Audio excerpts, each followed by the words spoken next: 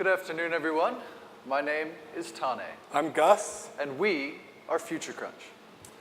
Right now, as we speak, there is a ruby red electric sports car with a crash test dummy named Starman playing David Bowie's hits from the 1970s on its way to Mars, tumbling through the cold vacuum of space. In the deserts of North Africa and the forests of central Mexico, we're painting the Earth with laser scanning technology, which allows us to uncover ancient lost cities that no one has ever seen before. And that same technology has recently unveiled that the Amazon jungle is not a natural jungle at all, but was in fact a giant garden planted by ancient civilizations more than 2,000 years ago. In the United States, we've got robots that look like us, that move like us, although most of us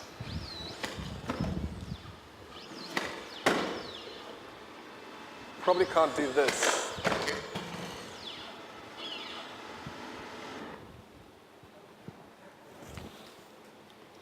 Chernobyl, site of one of humanity's worst nuclear disasters, engineers have put the finishing touches at ground zero on a series of solar panels, turning a nuclear wasteland into a clean energy producing power plant for future generations. How's that for a sign of things to come? And in Melbourne, our hometown, they've unveiled the largest metal 3D printer in the world, capable of creating aircraft wings, submarine hulls, and rocket fuselages. We're at the dawn of a new age in manufacturing. Researchers in Japan are reading brain waves and decoding the data with artificial intelligence and reconstructing the image that the subject is actually looking at in front of them. In Boston, they've assembled the world's best geneticists to rewrite DNA, the code of life, and make human cells impervious to disease like AIDS and cancer. I write machine learning algorithms down in Melbourne and scan DNA to figure out the genetic changes that are actually causing cancer. And from this information, we can catch it earlier and create much better therapies to improve patient health. In Israel, biotechnologists have liposuctioned out fat cells, put them into a bioreactor. It's a man-made simulation of the human body, and in 2 weeks, they've regrown human bones. These spare parts are 7 times stronger than our biological ones. And in Michigan, they have new designs for photonic crystals, etching out thousands of tiny triangles, kind of like a bee's honeycomb, pushing us to capture single photons, the smallest unit of life, ushering us one step closer to quantum supremacy, a new and vastly more powerful era of computing. And we should probably point out that every single one of those mind-blowing stories has happened in the last 5 months. So not long ago, what we are doing as the human race today would have seemed so implausible that nobody even bothered to predict it. And the reason that it's happening is because of science, which allows us to take what's in our imagination, thank you, and bring it to fruition. It's the human ability to make the seemingly magical real. And because of the way that we share knowledge today, we stand on the shoulders of more and more giants, allowing us to reach ever greater heights. And that's why the world is changing so quickly. And as the wise Carl Sagan once said, science isn't just a body of knowledge. It's a way of thinking. It's the best method that we all have to make sense of the world around us. And unlike ideology, science allows for correction. It constantly evolves. Given just a single piece of contrary evidence, it insists that we rethink everything that we once knew. And as scientists, when we get it wrong, we actually get excited because it means we've learned something. Those changes accrue, rapidly transforming the world in which we live, work, and play. So you're probably sitting there at the moment thinking, I'm here at a car launch. I'm here to see some beautiful cars roll through the catwalk. What on earth are 2 bearded hipster millennials doing, sitting here talking to me about science? Let's get on with the action.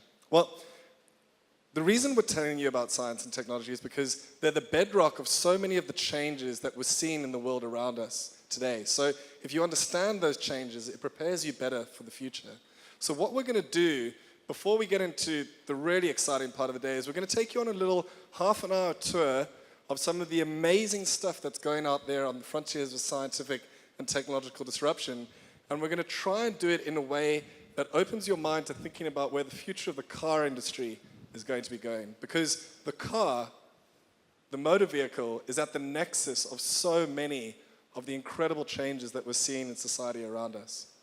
So in order to do that, we're going to first have to do a very, very quick economic history lesson, and I promise this won't take more than a minute.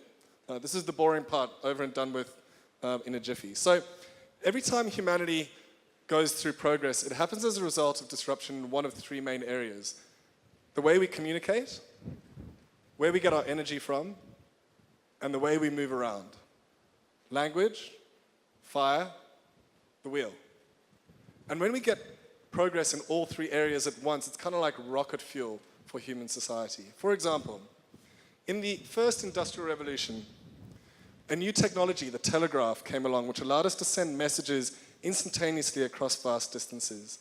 And cheap printing presses made information accessible to the masses for the first time. Those printing presses were powered by steam because the British had discovered how to harness the power of coal. And when they put those steam engines onto rails, it opened up entire continents to commerce and trade. The next upheaval came with the invention of the radio, then the telephone, and then the television, ushering us into the age of mass media. We also discovered vast pools of black dinosaur juice underneath the ground. And not only was it cheaper, more efficient, and more powerful, it was easier to transport and powered these things, cars. And so we were pushed into the age of the personalized automobile. It became the engine room of the 20th century. It brought us the production line. It transformed our cities and eventually transformed the entire planet. But industrial progress has come at a cost, right? It's no longer equal or fair. It's doing damage to the environment. So what do? Well, in the words of Buckminster Fuller, you don't change things by fighting the existing reality. If you want to change things, you make a new model that makes the existing model obsolete. And this new model is already emerged into full view. There's a new economic and industrial revolution going on, and you know how we know it's a revolution? None of it is being taught in our schools. So to show you the picture of that new model, we're going to have to go back in time, way back, all the way back into the dusty, distant, forgotten footnotes of history. All the way back to the year 1995. Hey, Gus, nice braces. Yep, that's us. And I think, that's a marijuana necklace. That is not only a marijuana necklace around my neck, that is a glow-in-the-dark marijuana necklace at the age of 12. You're a catch, man. I like that Tane is paying me out for braces. I mean, the snakes on the head, not exactly a great look for the ladies. Fair enough. I mean, let's be honest, when we were 12, girls didn't speak to us. But then, on the opposite sides of the world, in Las Cruces, New Mexico, Johannesburg, South Africa, at almost the exact same time, this happened.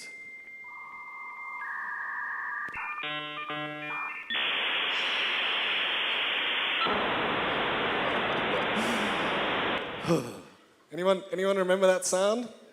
Oh yeah. Beautiful. Well, it was actually beautiful to me, because 1995 was a big year. Got my first internet connection, and I got my first girlfriend. Oh yeah, what was her name, man? Her name, Tane, was Sweet Cheeks 13.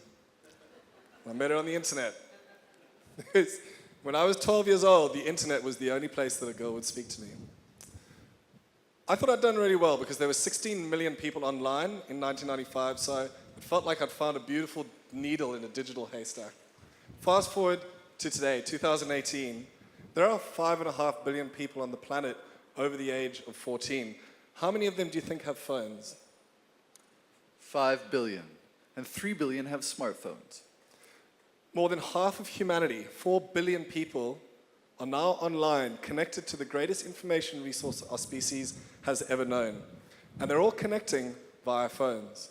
Now, a mobile phone is useful for far more than taking a picture of your client and their new car. It's useful for far more than calling your wife or your husband when you're at the shop and you're coming home late. The mobile phone is a new tool that allows people to do things they've never done before. And as we all furiously connect and tweet and stream and download, we're creating trillions of terabytes of data around the world. Not only do these data flows allow for the better movement of goods, finances, people, and services, they have value in their own right. In fact, since 2015, data flows, zeros and ones, have accounted for more global GDP growth than the world's entire physical goods trade. Data is the new oil. That is not just some Silicon Valley soundbite, it is an economic reality. So, why does data matter? What does that got to do with cars? Well, these zeros and ones allow us to do things we've never done before. And to show you why that matters, we need to introduce you to the most powerful and the most dangerous people on the planet. No, it is not the oil barons. They had their time in the sun. And it's not the wolves of Wall Street anymore either. No. The most powerful people on the planet in the year 2018 are the geeks. See, the geeks are working with code. And code is what allows us to take data and refine it, distribute it, and ultimately give it value. It's like the oil refinery for the new oil. And code makes things possible that we never thought were possible before, and it gives us an advantage, especially in the world of hardware and motor vehicles. Let me give you an example of that. Anyone here a Formula One fan?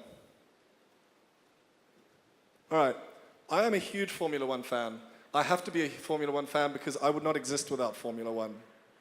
In 1981, my dad, my old man, traveled from the UK to South Africa to watch Nelson Piquet in the 1981 Kyalami Grand Prix with the Brabhams team. And that's where he met my mum.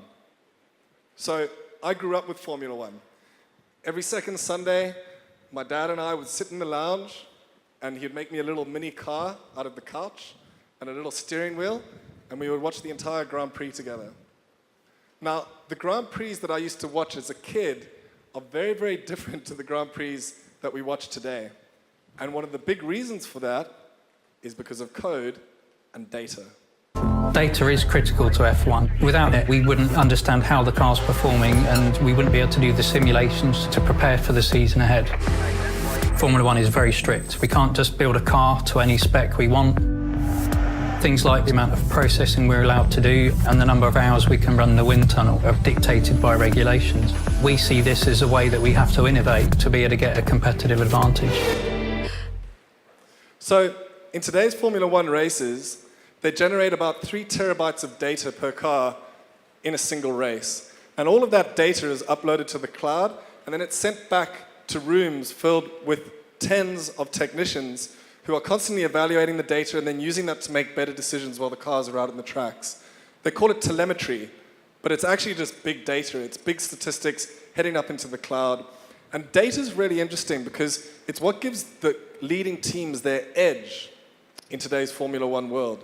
So the leading teams, McLaren, Mercedes, Ferrari, Red Bull, they all have massive data operations because they can run simulations in the middle of the race, and they can, for example, at any point, calculate 23 million different kinds of outcomes for where the race is headed, and then that allows them to make better decisions.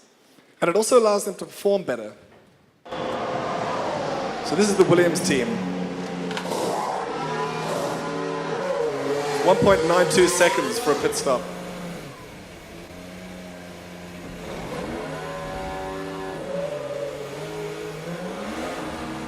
So for the last 2 years, the Williams team has thrashed every other team when it comes to pit stops. They're just better than everyone else. And the reason they're better is because they took the pit stops and they applied data to it.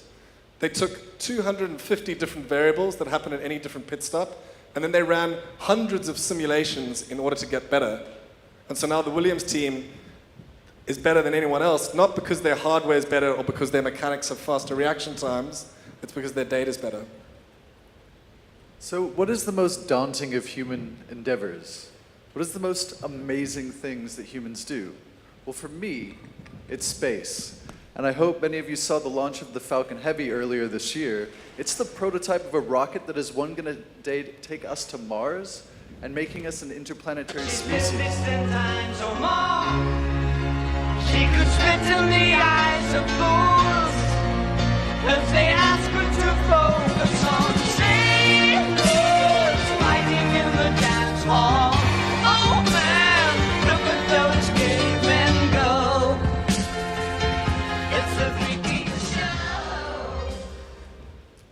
All right, so to get up into the stratosphere, it usually costs a few $100 million. But the fuel to get you up there is less than 100,000. So why is it so expensive to get into the stratosphere? Well, the rockets only used to go one way. We'd throw away the hardware. Now, can you imagine if the airline industry worked in that way? Yet, the space industry has always worked that way. Well, until now.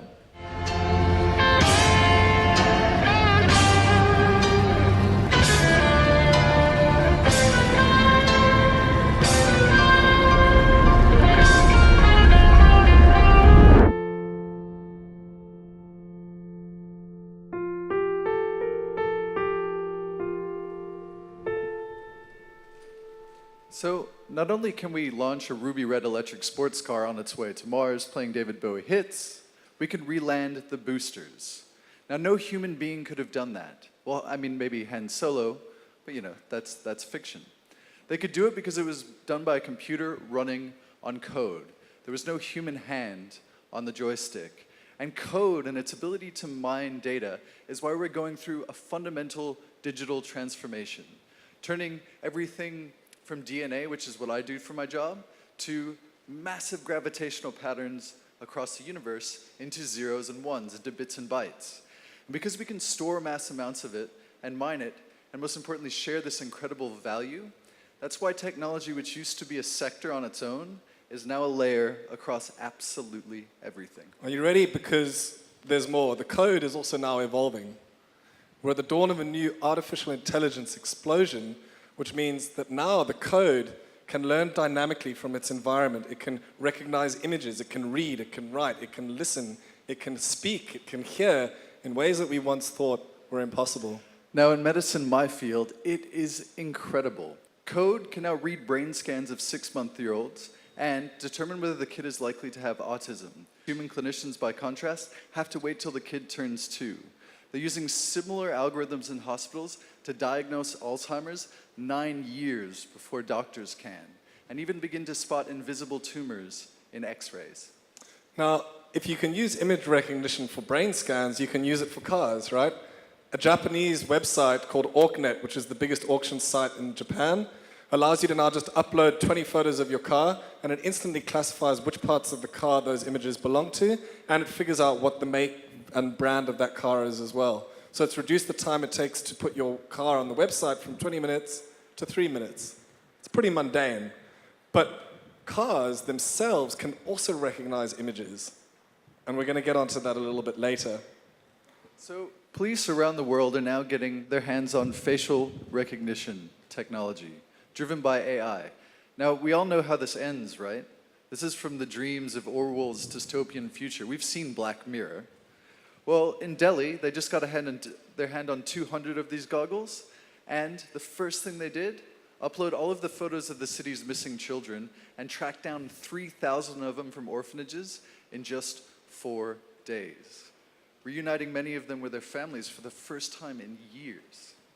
That's a story you won't hear in the news, because it doesn't suit the dystopian narrative. Perhaps, though, the most profound application of AI is this.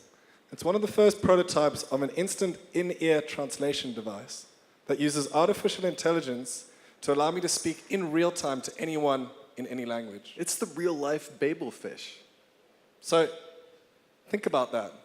Since the dawn of time, language barriers have been one of our key impediments to human progress. Within the lifetimes of every person in this room, those barriers are going to disappear.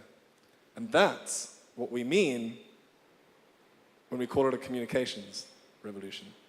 So where are we going to get the energy to power this next industrial revolution? Well, we're definitely not going to be digging it out of the ground. We'll be getting it from our sun, the wind, our molten core, and our tides. This is the most powerful energy source in the solar system. 0.01% of it, the energy that comes every day, can power all of our needs. So while our newspapers and our screens are filled daily with the trouser thrusting of preening politicians, There is a quiet energy revolution going on in the background, and it's not being driven by politics, activism, altruism, environmentalism. It's being driven by the bloodless logic of the market. We are already well past the point at which investment in clean, renewable energy outstrips that of fossil fuels. Today, globally, we spend more than double on clean energy than we do on dirty energy. Now, how about in the UK, the birthplace of the first industrial revolution? Well, 2 months ago, they didn't burn coal for 3 days. That's the first time since 140 years. And carbon emissions have dropped to the lowest point there since 1890, when Queen Victoria was on the throne. Plants like this are closed, now been converted into homes for hipsters. And a few kilometers down the Thames, on the iconic Blackfriars Bridge, is now covered in super sexy solar panels. Did you know that India last year invested more and installed more solar than the US and Europe combined? Or that Saudi Arabia, the world's largest producer and exporter of oil, 2 weeks ago announced they're going to make a solar plant so big it'll power the entire country by 2030. These countries can see the writing on the wall. Here in Australia, do you remember the big battle about the renewable energy target and the Abbott government and everyone had a big barney about it a few years ago? Well, it turns out we're now on track to smash through the renewable energy target, 33% by 2020, not because of politics, but because the technology is now good enough and because the costs have dropped so significantly. Australia now has more than 3 million households with solar panels on the roofs. Most of them are in Queensland. And the reason they're on the roofs is not because of politics, but because the costs have dropped. In fact, Australia has more solar panels per roof per capita than any other country in the world. How about my home country, the United States? Well, last year, 90% of all new energy added to the grid was renewable. And for the first 3 months of this year, 98% of it was renewable. And in the first 3 months of this year, the administration led by Voldemort, the one who shall not be named, they closed more coal plants than the first 4 years of the Obama administration. It turns out they truly are making America great again. Now, you know, in the blue and red states, climate change might be a political issue, a hot topic, but clean energy is not, and for a very simple reason. Jobs. Solar and wind are growing at 12 times the rate of the rest of the economy. The number 2 fastest growing job in the United States is wind technician. The number 1, solar panel installer. And in China, they make all of that look like child's play. China, for every dollar the United States spent on clean energy last year, China spent 3. They are forging ahead in the biggest energy revolution in human history. And it's simple. They understand that building a low-carbon economy is the only way the future is going to come, and that the countries that get there first are going to make a shitload of money. So we're even installing solar into clear glass and making wind turbines that are as tall as the Eiffel Tower, and each blade is as long as the Statue of Liberty. The HAL 8X, currently under construction from General Electric, each one offshore can power 1,800 homes. These modern wind turbines are marvels of human ingenuity and engineering savvy. Here in Australia, at the Horndale Wind Farm, we've got new battery technologies, the biggest battery pack in the world, and that's already saving South Australian citizens millions of dollars by leveling out the energy fluctuations in the grid. And we're seeing a new arrival of battery technology. It's dropped by 80% since 2010, and that means that every new clean energy power plant from now on will have one of these attached to it. So just think about installing solar into clear glass for a second. Just stop and think about what that means.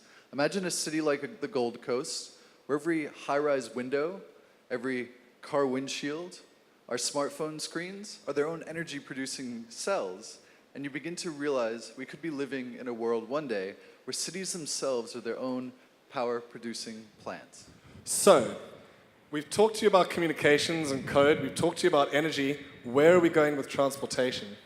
Well, when you combine all of these things together in the car, you get to a situation where Mary Barra, CEO of General Motors, recently said, we are in the midst of seeing more change in the next 5 years than we've seen in the last 50 years. Now, the reason for that, first of all, is because of those battery prices. 10 years ago, this was one of the most popular documentaries on rotation. Who killed the electric vehicle? Today, in 2018, there are now 3 million electric vehicles on the roads globally. And while that's still only a fraction of the world's total, it's increasing exponentially. So the first 1 million electric vehicles took 20 years. The second 1 million took 18 months. And the most recent 1 million have arrived in the last 8 months. China, by the end of this year, will sell 1 million electric vehicles on its own. Why are we selling so many? Well, for a start, a lot of countries around the world are starting to ban petrol and diesel-powered vehicles. Norway, total ban by 2025. Whatever, they're greenies. Who cares about Norway? Germany, one of the biggest car markets in the world, 2030. Netherlands, 2030. Netherlands says by 2030, 0 emissions on any car that's sold, no matter what the technology. France, 2040. United Kingdom, 2040. Scotland, 2032. Whatever, they're all European. Europeans are greenies, right? India, ban on combustion-powered vehicles by 2030. And rumors are now in the mill that China, the biggest car market in the world, is now planning on banning combustion-powered vehicles by 2030. It's not just that there's bans, though. It's also that electric vehicles are better. The electric vehicle battery and the engine itself has 2 orders of magnitude fewer moving parts in the drivetrain. And what that means is that you have less wear and tear. It doesn't break down as often. Your maintenance costs are drastically lower. And in fact, that's the biggest saving on an electrical vehicle. Not the petrol, not the fuel. It's the fact that you don't need to take it in for maintenance and it lasts a lot longer, which means that your depreciation is a lot lower. Most importantly, though, electric vehicles are just better. This is a 7-seater SUV family sedan versus a Lamborghini.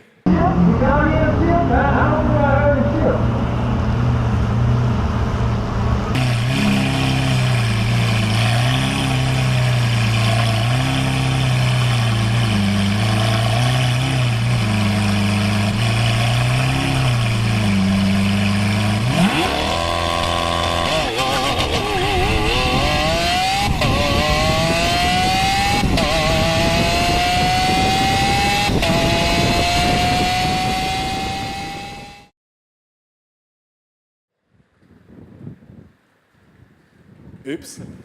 And that is why we're seeing such an incredible speed of this revolution taking place. General Motors believes in an all-electric future.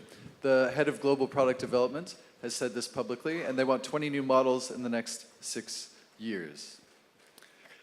Volkswagen, the recent former CEO, said they're investing $84 million into electric cars and batteries, and they want 3 million vehicles by the year 2025. Then Bill Ford asked about electric vehicles. They're all in. And the CEO of Porsche says that they want 50% electric by 2023 and 100% by 2030. They're even going to turn the Porsche 911, their most iconic car, into an electric one. Of course, Hyundai is definitely in as well. By 2020, there'll be 15 new eco models, and 60% of their lineup will be available as eco as well. And perhaps most excitingly, Volvo has announced they're going to have only electric and hybrid vehicles by 2019. The stuff, it's happening now. This is not a future thing. The transition is already well underway. It's not just cars, it's also trucks. Volvo's got an electric vehicle that's now being sold commercially. It's 100% electric. That's got a range of 300 kilometers. And they've just released a newer one that's closer to a semi.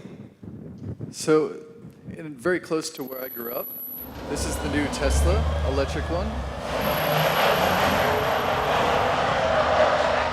0 to 100 in 20 seconds. This is a semi. And in China, in 2009, they took this electric bus to an industry conference and everyone laughed at them. Today, in 2018, the city of Shenzhen has managed to electrify its entire bus fleet. So every single bus in Shenzhen is now electric and 95% of the taxis are battery powered. Just to put that in perspective quickly, that bus fleet is 3 times larger than the biggest bus fleet in the United States, New York's.